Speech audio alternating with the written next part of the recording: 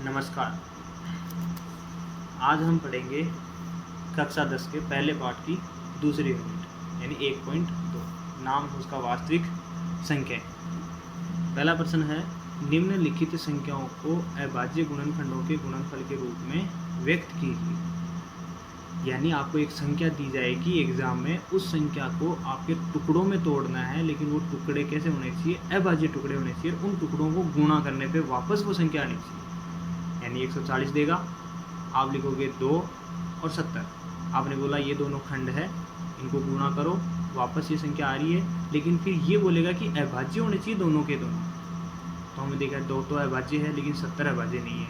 ये हमने पिछले वीडियो में देखा था कि फिर हम इस 70 को कैसे तोड़ें, या तो ये वाला मेथड, या फिर मैंने बताया था कि एक मशीन के रूप में हम इसको ऐसे बोल सकते हैं कि जो भी संख्या को आपको अभाज्य गुणनखंडों में तोड़ना है उसको यहाँ लिखेंगे और छोटी से छोटी संख्या से भाग देना शुरू करेंगे और बड़ी तक जाते जाएंगे जब तक कि यहाँ 1 ना आए। लेकिन इस समस्या में इस नियम में सबसे बड़ी समस्या ये है कि हम भाग जाएगा या नहीं जाएगा कैसे पता चले। पहले ही अगर हमें ऐसे ही भाग देके देखना हो, अगर ये छोटी संख्याएं हैं 2 का 3 का 5 का, यहाँ तक तो कोई दिक्कत नहीं आती, लेकिन जैसे ही यहाँ 17 का भाग देना हो, 19 का भाग देना हो, तब दिक्कत आती है कि इसमें बिना भाग दिए कैसे पता चले कि भाग जाएगा या नहीं जाएगा। तो आज हम पहले वो सीखेंगे कि किस संख्या में किस संख्या का भाग पूरा जाएगा और क्यों जाएगा, उसकी क्या ट्रिक है, क्या नियम है, जिसे हम अक्सर भाजकता का नियम भी बोल देते हैं। तो यहाँ हम देखेंगे भाजकता का नियम, 2 का 4 का 8 का 16 का, किस किस संख्या में बिना भाग दिए बता सकें कि 2 का जाएगा, 4 का जाएगा, 8 का जाएगा, 16 का जाएगा या नहीं जाएगा। ऐसे ही 3 और 9, 5, 7, 19, 13, 17, 11, ये थोड़ी ज़्यादा हार्ड होती है, ये इजीली सबसे। इन चारों को मैंने एक साथ लिखा है, 2 का डबल 4, 4 का डबल 8, 8 का डबल 16। इन चारों का नियम सेम है, ज़्यादा फर्क नहीं है, तो मैंने एक जगह लिख लिया। जैसे आपको कोई संख्या दी जाएगी बहुत बड़ी और बोला जाएगा कि क्या इसमें 2 का भाग पूरा जाएगा। हमें इस संख्या को नहीं देखना है, हमें सिर्फ और सिर्फ अंतिम अंक को देखना है कि यहाँ क्या लिखा हुआ है, और यहाँ जो भी लिखा हुआ है उसके अंदर हम 2 का भाग देके देखेंगे। जैसे यहाँ 2 लिखा हुआ हो और बाकी यहाँ कुछ भी लिखा हो, 7, 9, 8, 5, हमें उससे मतलब नहीं है। अंतिम अंक देखेंगे, अगर 2 है सीधा 2 का भाग 2 में देखेंगे, अगर जाए तो इस पूरी संख्या में भी 2 का भाग जाएगा। अब यहाँ अगर 4 आ जाए तो भी जाएगा, 6 आ जाए तो भी जाएगा, 8 आ जाए तो भी जाएगा, 0 आ जाए तो यहाँ दिक्कत होती है कि अगर यहाँ 0 आ जाए तो बताओ 2 का भाग पूरा जाएगा या नहीं जाएगा। तो इधर साइड में चेक कर लेते हैं। यहाँ लिखा मैंने 0, भाग चेक करना है 2 का। अब 2 का भाग देने का मतलब 2 का फाड़ा बोलना है, तो मैं बोलूँगा 2 एकम 2, 2 दूनी 4। लेकिन अगर मैं 2 का फाड़ा 0 बार बोलूँ तब तो 0 आ रहा है, यानी मैं कह सकता हूँ कि 2 का भाग 0 में 0 बार गया, पूरा गया। यानी 2 का भाग 2 में भी जा रहा है, 4 में भी जा रहा है, 6 में भी जा रहा है, 8 में भी जा रहा है, 2 में भी जा रहा है, ये 0 में भी जा रहा है। इनके अलावा अगर यहाँ 1 होता नहीं जाता, 5 होता नहीं जाता, 7 होता नहीं जाता, 9 होता नहीं जाता। मैं कह सकता हूँ कि 2 का भाग तभी जाएगा जब इकाई के अंक में 2 हो, 4 हो, 6 हो, 8 हो या 0। ठीक, सेम यहाँ हमने इकाई का अंक देखा था, यहाँ हम इकाई का और दाई का दोनों देखेंगे। इन दोनों में 4 का भाग जाना चाहिए, मतलब दोनों में अलग अलग नहीं, एक ही जगह। जैसे यहाँ लिखा हुआ हो 0, 4, अब देखेंगे क्या 0, 4 में भाग जाता है, 4 में जाता है। यहाँ लिखा हुआ 0, 8, क्या 0, 8 में भाग जाता है, हम बोलेंगे 8। यहाँ लिखा हुआ लास्ट में 12, क्या 12 में जाता है, हम बोलेंगे 12 में जाता है। 16, 20, 24, यानी लास्ट के 2 अंक ऐसे जिनमें 4 का भाग जाए। इतनी बड़ी संख्या है, इसको नहीं देखना है, अंतिम 2 अंक उठाओ, साइड में लिखो, भाग दो 4 का पूरा जाए, कन्फर्म इतनी बड़ी संख्या में 4 का भाग पूरा जाएगा। सेम 8 का, यहाँ 1 देखा, 2 देखा, तो यहाँ 3 देखेंगे। 0, 0, 8, 0, 0, 8, सीधा भाग देंगे 8 का। अंक से पहले 0 उसका कोई मतलब होता है नहीं, तो 8 का भाग 8 में जाएगा, पक्का जाएगा। तो इस पूरी संख्या में भी 8 का भाग जाएगा। यहाँ लिखा हो 8, 8, 8, तब भी हम बोलेंगे कि इस पूरी संख्या में 8 का भाग जाएगा। सेम 16 में हम 4 देख लेते हैं, 1 2 3 4, यहाँ लिखा हुआ है 0 0 16, तो पक्का है इधर चाहे कुछ भी लिखा हो इस संख्या में 16 का भाग जाएगा। यानी 2 का भाग देखना हो तो इकाई का 1 अंक, 2 अंक, 3 अंक, 4 अंक। पूरी संख्या में देखने की जरूरत नहीं है, अंतिम में देख लो कि 8 का 3 में जा रहा है तो पूरी में भी जाएगा। फिर आते हैं 3 और 9 का। 3 और 9 का सेम है, यानी 3 में भी अंकों का योग करना होता है, 9 में भी अंकों का योग करना होता है। अंकों का योग करने का मतलब मैं समझा देता हूँ। जैसे यहाँ लिखा हुआ है 134, और आपसे बोला जाए क्या 134 में 3 का भाग जाएगा, तो भाग देखने की जरूरत नहीं है, इनके अंकों को जोड़ो, 1 और 3 4, 4 4 8, इस अंकों के योग में 3 का भाग देने की कोशिश करो। क्या जा रहा है? आप बोलोगे नहीं जा रहा, तो हम बोलेंगे कि इस 134 में भी 3 का भाग नहीं जाएगा। अगर मैं यहाँ एक और लिख दूँ, यानी ये होगी 1341। अब जोड़ो 1 और 3 4, 4 4 8, 8 और 1 9। वापस ट्राई करेंगे, क्या 9 में 3 का जा रहा है? हम बोलेंगे हाँ, यानी इनके योग में 3 का भाग जा रहा है, तो इस संख्या में भी 3 का भाग जाएगा। सेम नियम 9 पर लागू होता है। जैसे कोई संख्या है 156, हम बोले क्या इसमें 9 का भाग जाएगा? सेम जोड़ो 1 और 5 6, 6 और 6 12, क्या 12 में 9 का भाग जाता है? आप बोलोगे नहीं, तो इसमें भी 9 का भाग नहीं जाएगा। क्या 12 में 3 का भाग जाता है? हाँ जाता है। इसका मतलब 156 में 3 का भाग तो जाएगा, लेकिन 9 का नहीं जाएगा। अब यहाँ 12 तो हो गए। जैसे ही मैं इसके आगे जैसे 18 है 6 लिख दूँ, अब जोड़ो 1 और 5 6, 6 और 6 12, 12 और 6 18, क्या 18 में 9 का जाता है? आप बोलोगे जाता है। हाँ, तो 1566 में भी 9 का भाग जाएगा। बस 3 और 9 में अंकों का योग देख लेते हैं। अगर योग में 3 का जा रहा है तो 3 का भाग कन्फर्म जाएगा, और योग में 9 का जा रहा है तो 3 का भी जाएगा और 9 का भी जाएगा। नेक्स्ट है 5 7 19 13 17 11। 5 का सबसे ईजी है, क्योंकि 5 का फाड़ा बोलो 5 एकम 5, 5 दूनी 10, 5 3 15, 5 चौका 20, 5 25। अंतिम अक्षर देखो 5 0 5 0 5, यानी हम कह सकते हैं कि जिस भी संख्या में अगर अंतिम अक्षर 0 होगा तो 5 का भाग पूरा जाएगा, या अगर 5 होगा तो भाग पूरा जाएगा। यदि 0 और 5 के अलावा जो भी आ जाए 1 2 3 4 6 7 9, इतनी बड़ी संख्या है 5 5 5 लिखा हुआ और लास्ट में 1 है, तो हम बोलेंगे कि इस इतनी बड़ी संख्या में 5 का भाग पूरा नहीं जाएगा। यहाँ लिखा हुआ है 9 9 9 9 9 और लास्ट में चुपके से लिखा हुआ है 5, तो हम बोलेंगे भाई साहब इसमें भी 5 का भाग पूरा जाएगा। 5 की जगह 0 हो तो भी 5 का भाग पूरा जाएगा। अब बात आती है 7 और 19 की। आप बोलोगे 7 के बाद में 11 बताना चाहिए था, 19 क्यों बता रहे हो? लेकिन मैं बोलूँगा कि इन दोनों का नियम सेम जो नियम 7 में लगेगा वही नियम 19 में लगेगा, बस प्लस माइनस का फ़र्क है। इसमें माइनस करना पड़ता है और इसमें प्लस करना पड़ता है। अब वो क्या करना पड़ता है वो मैं बता देता हूँ। 7 में माइनस करना पड़ता है और 19 में प्लस करना पड़ता है। जैसे कोई संख्या है 2247, आपको चेक करना है कि इसमें 7 का भाग जाएगा या नहीं जाएगा। तो कुछ नहीं करना है, इस संख्या में जो लास्ट का अंक है उसको तो अलग कर दो और बाकी जो संख्या बची है उसको अलग कर दो। यानी मैं बोलूँगा बाकी संख्या तो है 224 और जो अंतिम अक्षर है वो है 7। अब आप बोलोगे 7 का क्या करना है? मैं बोलूँगा 7 का डबल करो, तो 7 का डबल होता है 14, 7 का डबल होता है 14। और यहाँ मैंने बोला कि क्या करना है? माइनस करना है, यानी अंतिम अक्षर को डबल करके बाकी जो संख्या बच गई उसमें से माइनस करो। तो जैसे ही मैं माइनस करूँगा तो यहाँ आएगा 0, यहाँ आएगा 1, यहाँ आएगा। क्या 210 में 7 का भाग जाता है? हमें पता चला कि हाँ जाता तो है, लेकिन कईयों को नहीं पता, क्या पता 210 में जाए नहीं जाए। अभी और छोटी कर लेंगे, जहाँ तक छोटी कर सकते हो वहाँ तक छोटी करनी है और पता करना है कि 7 का हाँ अब तो दे सकता हूँ। फिर यही वही सिस्टम, अंतिम अक्षर अलग करेंगे, बाकी संख्या को अलग करेंगे। तो मैंने 21 को यहाँ लिखा और बाकी संख्या को यहाँ लिखा। करना डबल ही है अंतिम अक्षर का, तो यहाँ डबल किया तो 0 का डबल भी 0 ही होगा और बाकी संख्या में से क्या करना है? माइनस करना है। तो जैसे ही मैं 21 में से 0 घटाऊँगा क्या बचेगा? 21। क्या 21 में 7 का भाग जाता है? आप बोलोगे जाता है। तो अगर 21 में जाता है तो 210 में भी जाएगा, और 210 में जाता है तो 2247 में भी जाएगा, कन्फर्म जाएगा। जहाँ तक छोटी कर सकते हो वहाँ तक छोटी करनी है बस। सेम नियम 19 में है। जैसे कोई संख्या मैंने मान ली कि 23,465 है। 23,465 है। और प्रश्न पूछा गया कि क्या इसमें 19 का भाग जाएगा। कुछ नहीं करना है, अंतिम अक्षर अलग करना है, बाकी संख्या को अलग करना है। तो जैसे मैंने बाकी संख्या को अलग किया 2346 और बाकी संख्या क्या है 5, उसको अलग कर लिया। जो डबल यहाँ किया था वही डबल यहाँ करना है, अंतिम अक्षर का डबल करना है। तो 5 का डबल कितना हुआ 10। यहाँ हमने डबल करने के बाद में घटाया था, तो यहाँ हम डबल करने के बाद में जोड़ देंगे। बस इतना ही फर्क है। 7 में और 19 में ज़्यादा फर्क नहीं है। इकाई का अंक इसमें भी लेना है, इकाई का अंक इसमें भी लेना है। डबल इसको भी करना है, डबल इसको भी करना है।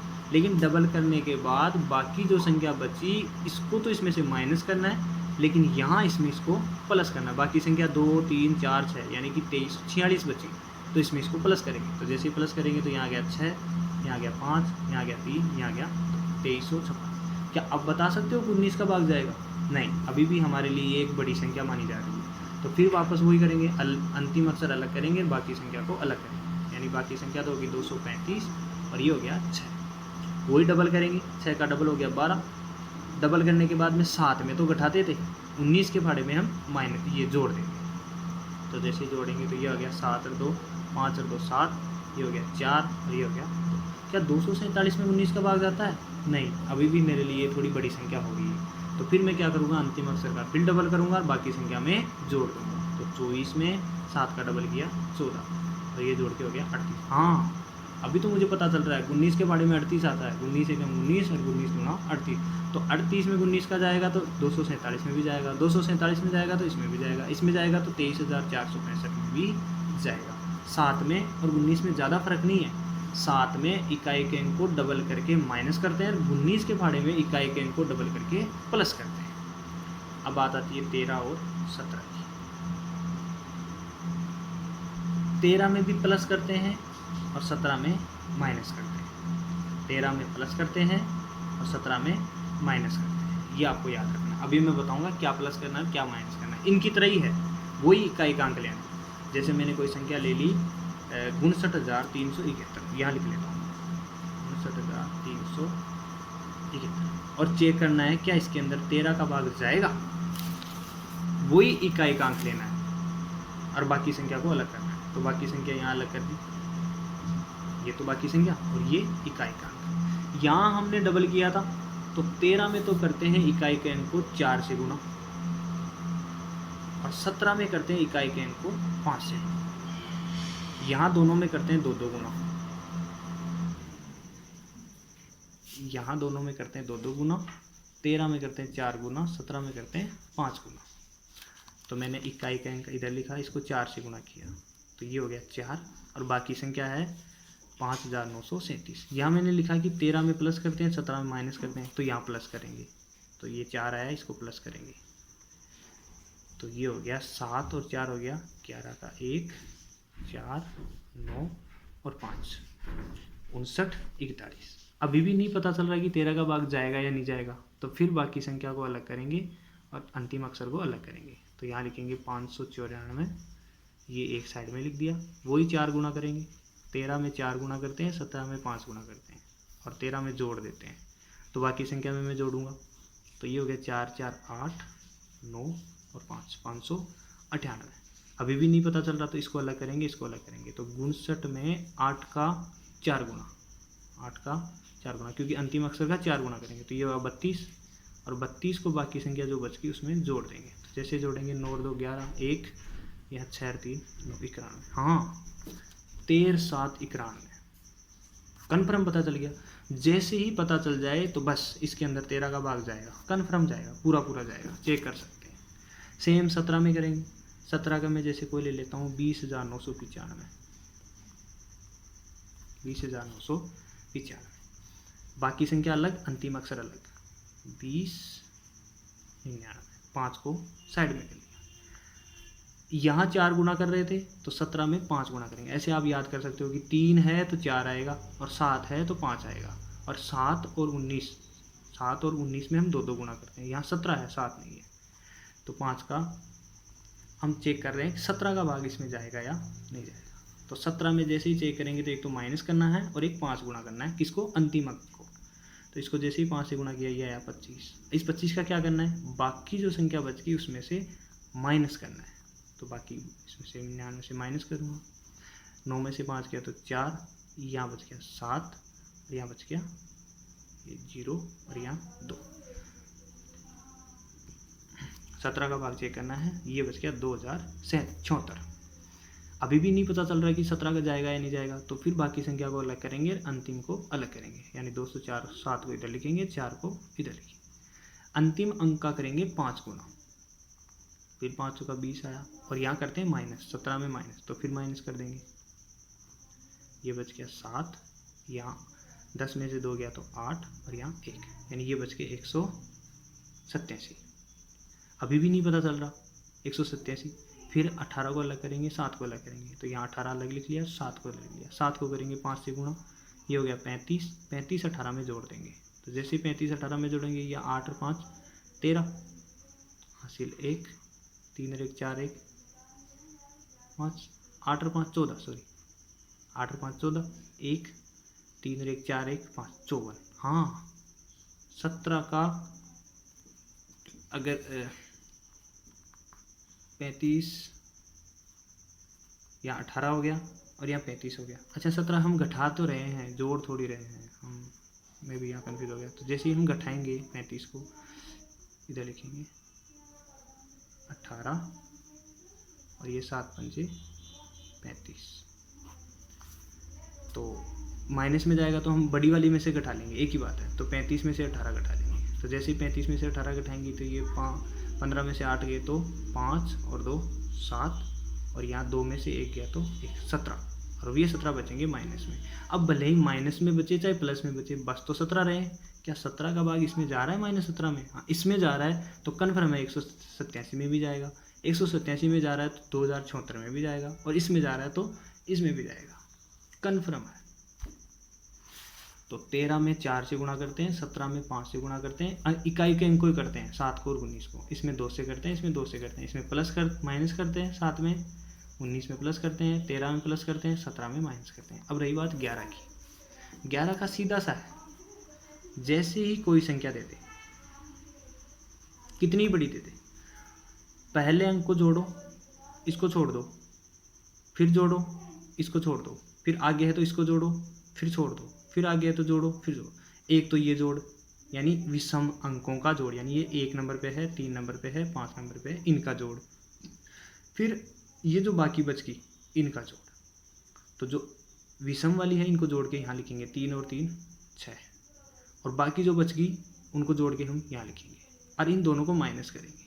माइनस करने पे या तो 0 या 11 या 22, अगर 11 के फाड़े में बच्चे तो कन्फर्म है कि इसके अंदर भी 11 का भाग पूरा पूरा जाएगा। जैसे मैं एक संख्या और ले लेता हूँ 209, यहाँ 2 लिया, इसको छोड़ दिया, फिर 9 लिया, यानी 9 और 2 कितने हो गए 11, बाकी क्या बच गई 0, और तो है ही नहीं, तो 0 का 0 ही हुआ जोड़ा, माइनस किया दोनों को आपस में तो 11 बचा।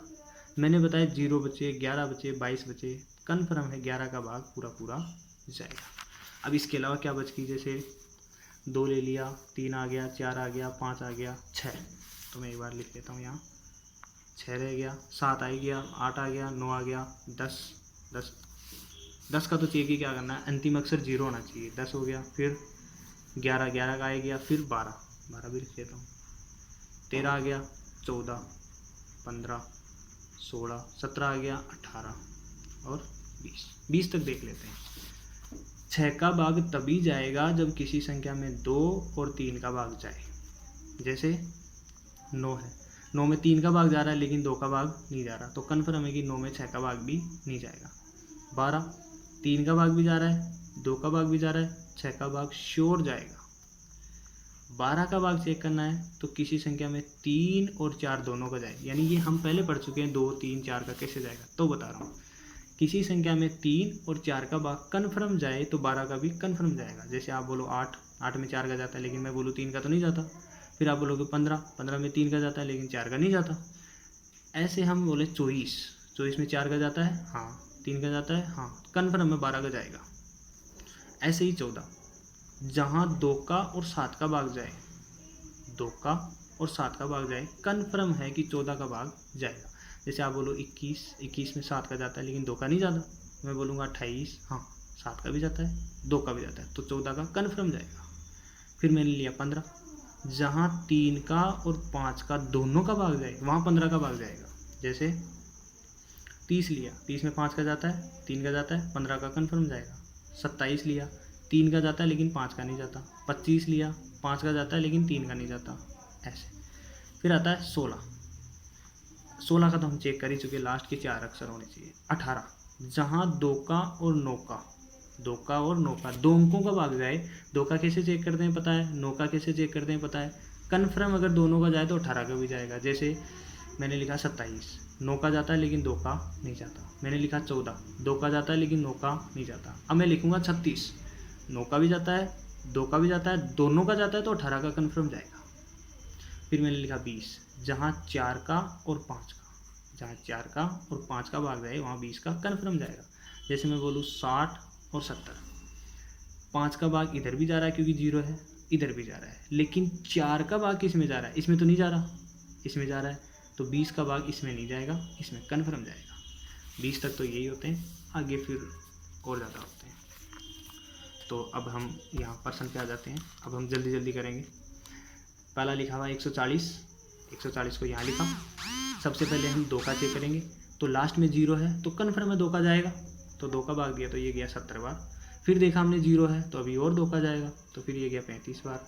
अब हमने 2 का नहीं जाएगा, 3 का देखेंगे, तो 3 का जाने के लिए अंकों को जोड़ेंगे, 5 और 3 8, तो 3 का नहीं जाएगा। फिर 3 के बाद में 4 का, जब 2 का ही नहीं गया तो 4 का नहीं जाएगा, कन्फर्म है। 4 के बाद में 5, तो 5 का भाग लास्ट में 5 है, हाँ जाएगा, ये गया 7 बार, 7 में 7 का, 2 2 5 7, 2 2 5 7, इनको आप गुणा करोगे तो वापस 140 आएगा। ये सब के सब अभाज्य है, इसी को बोलते हैं किसी संख्या के अभाज्य गुणनखंड निकालना। आगे लिखा है 156, 156 को भी ऐसे ही करेंगे, 2 का भाग देंगे, लास्ट में 6 है तो 2 का भाग कन्फर्म जाएगा, तो ये गया 78 बार। फिर लास्ट में 8 आया, फिर 2 का भाग देंगे 78 में, तो ये गया 39 बार। अब लास्ट में 9 आ गया तो 2 का तो जाएगा नहीं, फिर 2 के बाद में 3 देखेंगे, तो 3 में अंकों को जोड़ेंगे, 3 और 9 12, क्या 12 में 3 का जाता है, हाँ जाता है, तो 3 का यहाँ भी जाएगा, तो 3 का दिए तो 13 बार। अब 13 में तो कन्फर्म है 13 का जाएगा क्योंकि ये खुद अभाज्य संख्या है, तो ये हो गया 2 2 3 13, 2 2 3 13। आगे देखेंगे 38 25, 38 25, स्टार्टिंग में 2 लिखेंगे, लास्ट में 5 है तो 2 का तो जाएगा नहीं।